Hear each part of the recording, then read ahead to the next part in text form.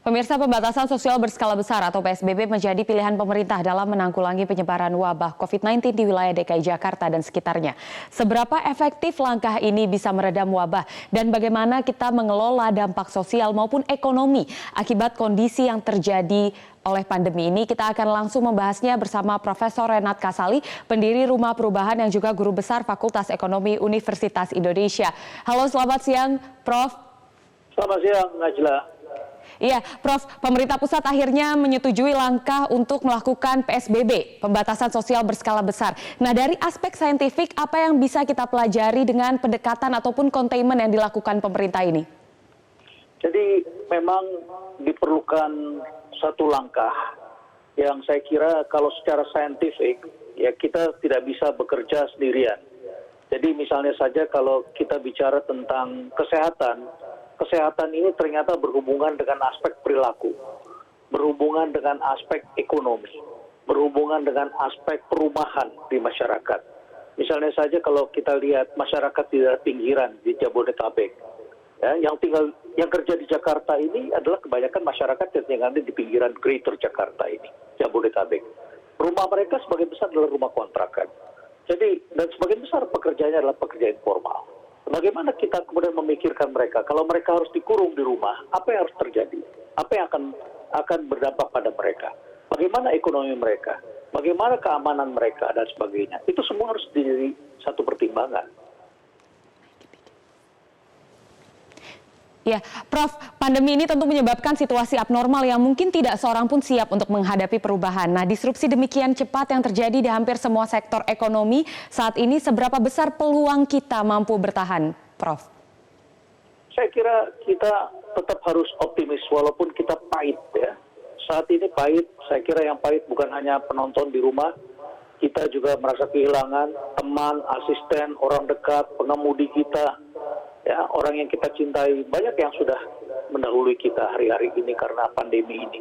Tetapi saya kira kita harus bisa melihat bahwa kehidupan itu tidak berakhir dengan satu kejadian. Ini ada kehidupan yang panjang, masih ada keturunan kita, masih ada kehidupan dan lain sebagainya.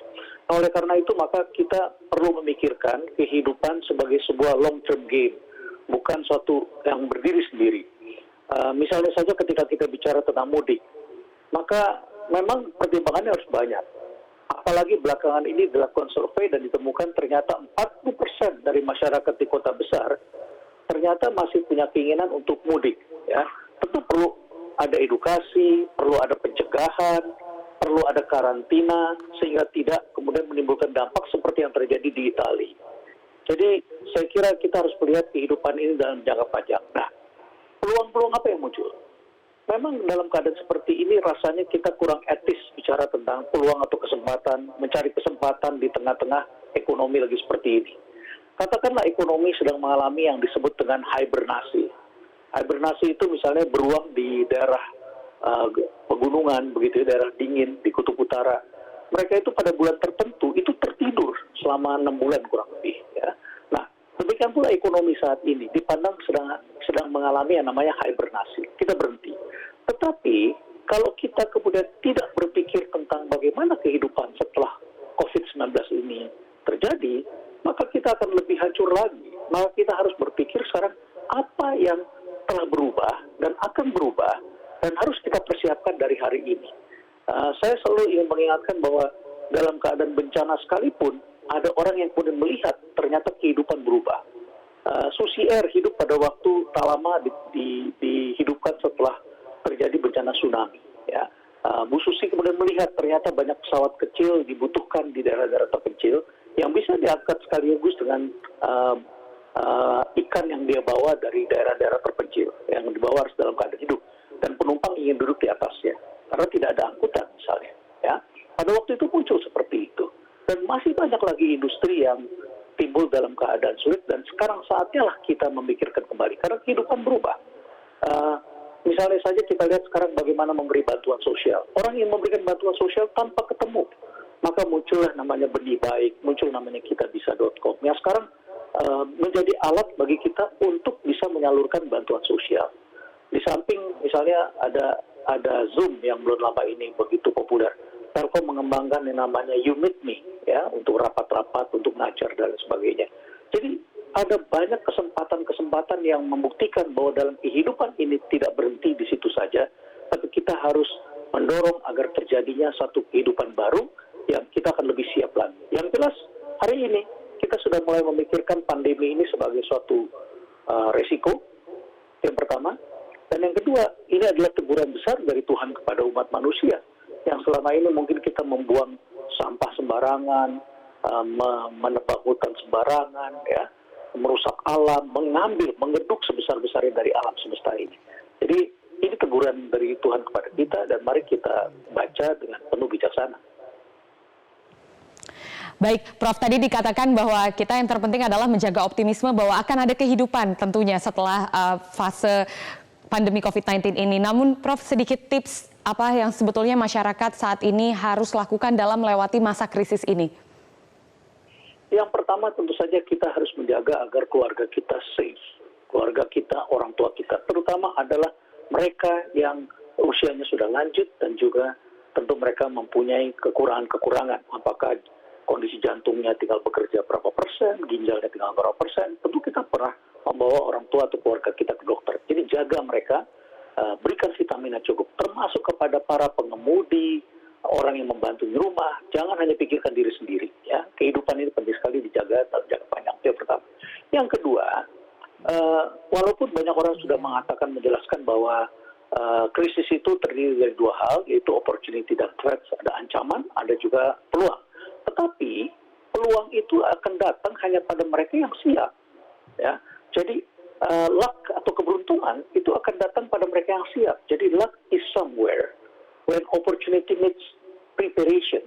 Jadi kalau kita mempersiapkan diri hari ini, maka kita akan mendapatkan keberuntungan. Nah, misalnya saja adalah mengenai usaha. Jadi kalau kita sekarang melakukan usaha dan kemudian kita istirahatkan total sama sekali, ya itu bagus. Tetapi mulailah sekarang kita mulai berpikir-pikir lagi.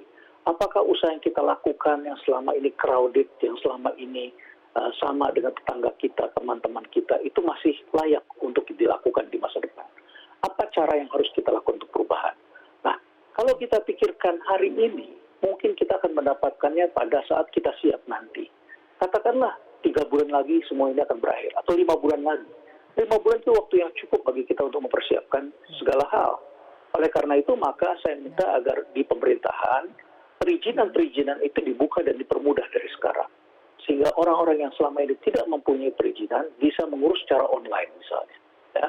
Perizinan-perizinan dibuka, dipermudah, dan sehingga kemudian orang melakukan sertifikasi hari-hari ini, dilakukan dengan benar, dan melakukan persiapan-persiapan. Jadi banyak hal, kemudian menggunakan teknologi, bagaimana kita mempersiapkan hal-hal baru ke depan. Ingat bahwa tidak semua ini terjadi karena COVID-19, juga terjadi karena kita selalu tidak membaca segala hal yang telah berubah, Naila. Baik, Prof. Renat, ini mungkin akan menjadi pertanyaan terakhir. Prof terkenal dengan pemikirannya yang visioner dan jauh ke depan nih. Mungkin ketika pasca COVID-19 ini, tatanan sosial dan ekonomi seperti apa yang nantinya akan tercipta? Yang pertama tentu saja ada hal-hal yang akan berdampak jangka panjang dan menimbulkan kebiasaan-kebiasaan baru. Misalnya bermain games online. Ini akan menjadi suatu kebiasaan baru yang cukup panjang nantinya. Masyarakat akan menghadapi, akan merasakan sesuatu yang menjadi habit begitu ya. Itu game online akan menjadi satu hal yang kemudian dirasakan sangat membentuk ke depan. Yang kedua adalah belanja secara online. Ini akan semakin diperkuat di masa depan. Tetapi menurut saya ada hal yang tidak berubah, yaitu adalah traveling. Traveling ini hanya hibernasi sesaat. Setelah situasi berubah, saya kira sekarang sudah banyak orang yang gelisah, tidak bisa bepergian dan sebagainya. Kemudian yang berikutnya adalah mulai terbiasa kita mengembangkan apa yang disebut dengan kecerdasan buatan. Kecerdasan buatan ini akan terus mendorong manusia untuk mendapatkan data, untuk melayani, dan lain sebagainya.